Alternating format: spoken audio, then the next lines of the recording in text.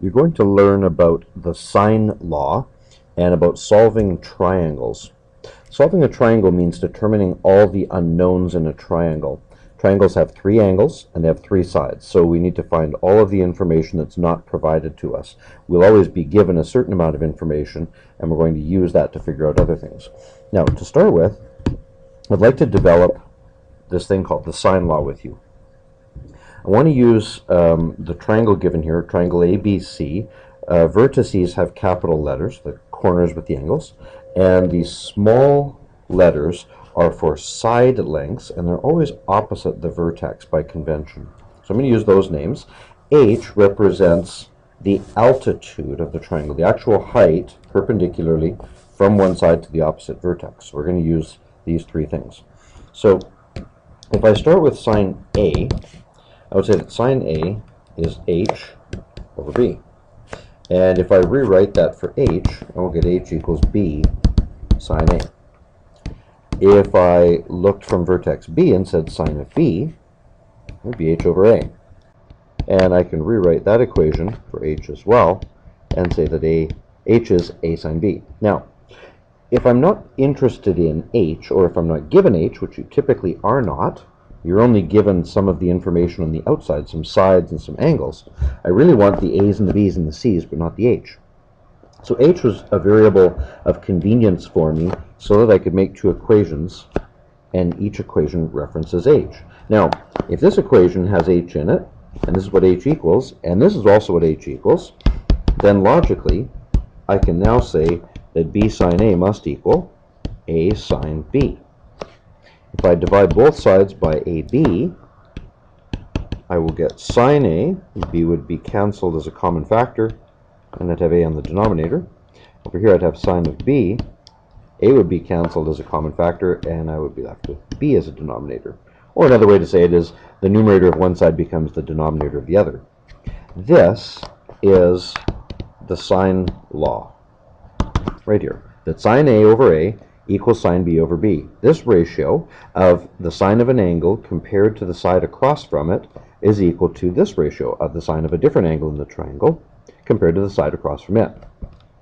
If I built an altitude at a different place and did this again, I would also find out that these equal sine C over C. This is really three different equations. Here's an equation, here's an equation, and here's an equation. So what we really want to do is we want to relate four things.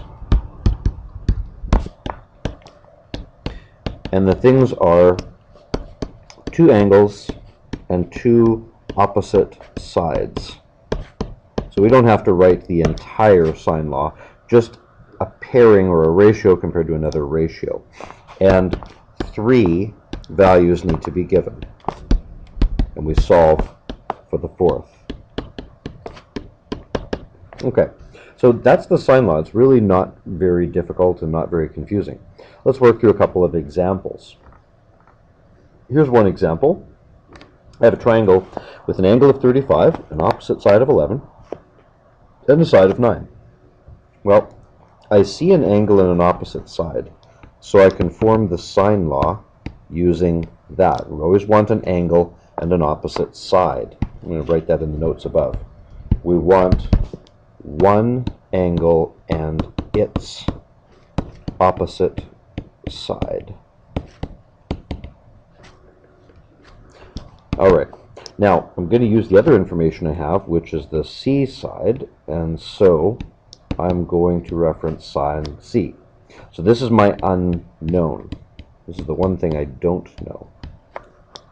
So I can write sine of 35 degrees over 11 equals the sine of this angle C that I don't know over 9. I'm going to solve for sine C. I'm going to do that by multiplying both sides by 9. So I'm going to have 9 sine 35 divide 11. Don't write this. Don't write sine 35 times 9.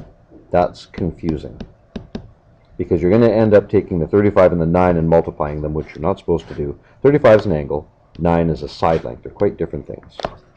All right, so angle C then is the inverse of this. sine c. So to remove the sine, I'm going to do the arc sine of what you see on the right side here. Okay, let's get a calculator out, and let's do that. So I'm just going to move this a little bit further over so I can see what I was going to type. Arc sine, make sure you're in degree mode, by the way. Arc sine of 9 sine 35, close the bracket on the 35, divide by 11, and close the bracket on the entire expression. So arc sine of 9 sine 35 divide 11. And we get 28 degrees if we round it to the nearest degree. Okay, so we've found angle C. And now that we know two angles, of course, angle B is 180 minus the 35 degree angle we know, minus the 28 degree angle we just found, and I can use that to get angle B. By the way, an important observation, sine law works for all triangles, not just right triangles. Okay? So much of what you've done with triangle work up to this point has required a right angle, but sine law works for all triangles. Quite powerful. Okay, here's a second example. In this example, I'm given an angle, I'm given a side length, and I'll give you another angle. Now in this case, it appears that I don't have the pairing that I need. I'm just going to make a note of that.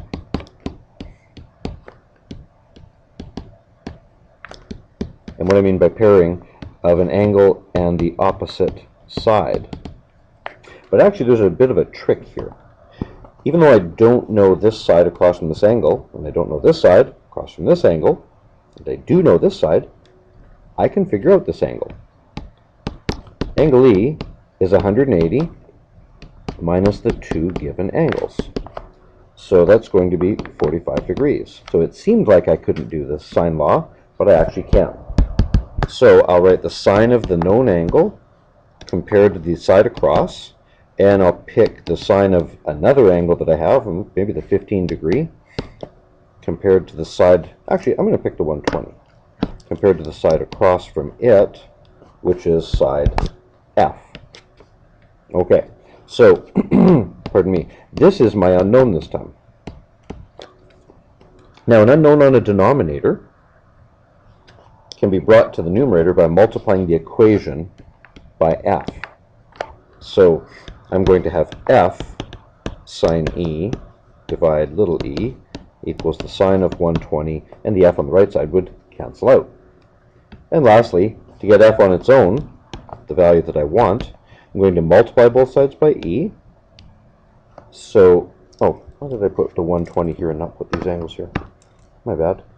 I'm going to put sine 45, which I knew, be consistent and put in all the values at the same time, and side E that I knew, which was 6.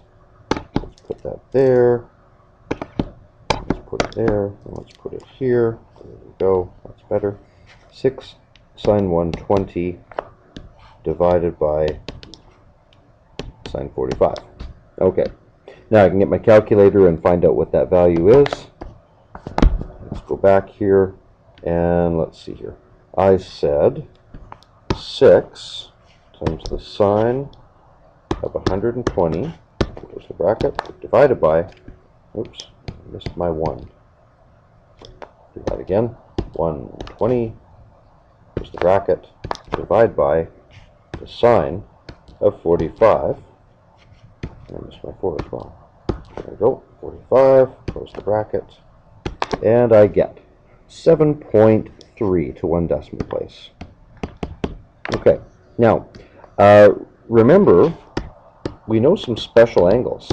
In this particular problem, 120 and 45 degrees are special angles, so we actually could do this without a calculator. The sine of 45 is 1 over root 2, and the sine of 120, well, 120 is a quadrant 2 angle with reference of 60. So the sine of 60 is root 3 over 2, and that's positive. Both of them are positive. So I could actually write f is 6 times the sine of 120 divided by the sine of 45. Okay, now the 6 is like a numerator here to cancel this 2. So I actually have a 3 root 3 on the numerator. And remember that dividing by a fraction is like multiplying by its reciprocal, so root 2 over 1. So this would be 3 root 6, which equals 7.3 if you were to work that out in your calculator. Anyway, that's the basics of sine law. Sine law, a way to solve for triangles. It works in many triangles, but not all, and we'll find out in a future lesson why not.